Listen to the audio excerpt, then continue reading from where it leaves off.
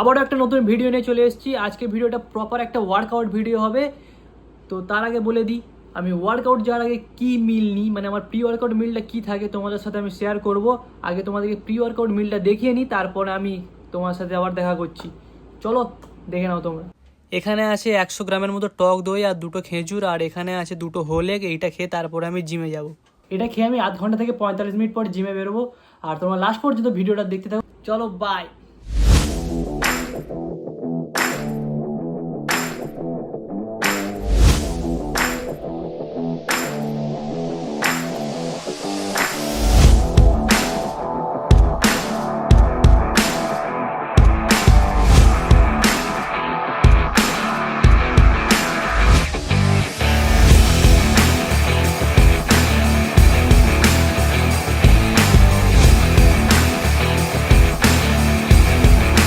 প্রথমে আমি শুরু করেছি টি বার দিয়ে।